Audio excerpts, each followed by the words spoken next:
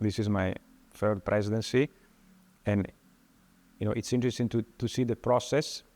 that I have described, where you need to decide very important things, sometimes technical, but also about Africa,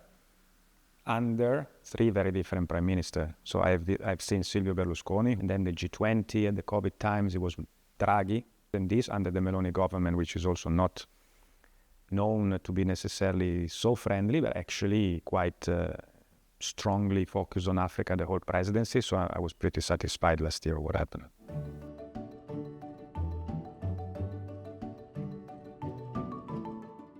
So in 2024, I was asked to join the Prime Minister's office of Italy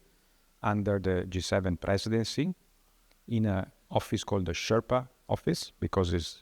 the Sherpa is the person that prepares the whole process on behalf of the Prime Minister. And I was a senior advisor helping the Sherpa to prepare all the parts of the G7 presidency of Italy related to food security and development. So they asked me, what is the state of the art and how can we focus on something that the G7 can concretely do? And so I brought in basically what we do at ECDPM as the most important cross-cutting areas that you can address, without which you will never improve sustainable food systems and food security, are really two. The way you finance food systems and the way especially you try to invest more in sustainable food systems, both public and private resources, and this growing and growingly worrying interaction between food systems and climate change. So I recommended this to be also the center of the presidency, and it was accepted. So basically the structuring of the working group discussion of the G7 on food security and food system ended up being structured along these two: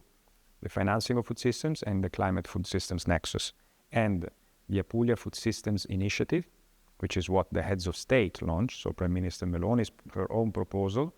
was a package of activities categorized under these two broad headings, which then translated also in a mandate after the heads of state summit for the ministers of foreign affairs and the development ministers of the G7 to go deeper and articulate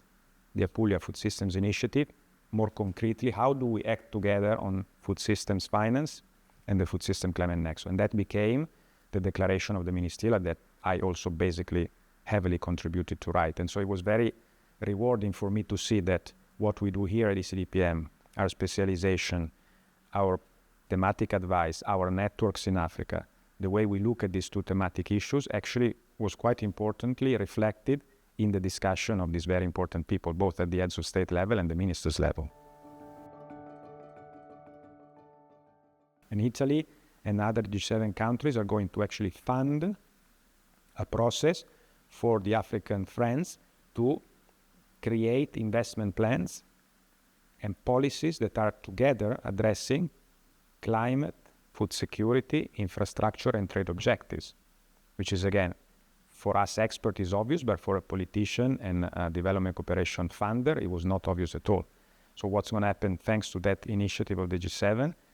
to support this integration of policy and investment? Africa has more resources to get supported in integrating these investment and policies across different sectors. And ECDPM is going to be involved in supporting the African Union Development Agency, which is really very important, the African Union continental agency that is called AUDA-NEPAD, to go down with this idea of making cross-sectoral decisions. And in the next 1 year,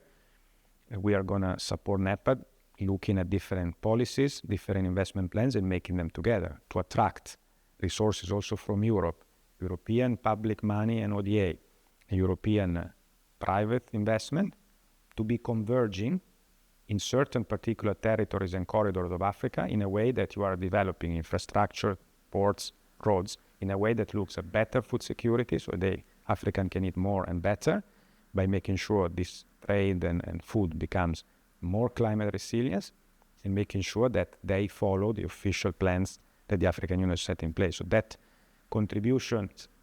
to prepare that work, and also especially the fact that ECDPM can be involved directly with the African Union Development Agency in implementing that, to me is one of the most rewarding things I've done for many years at ECDPM.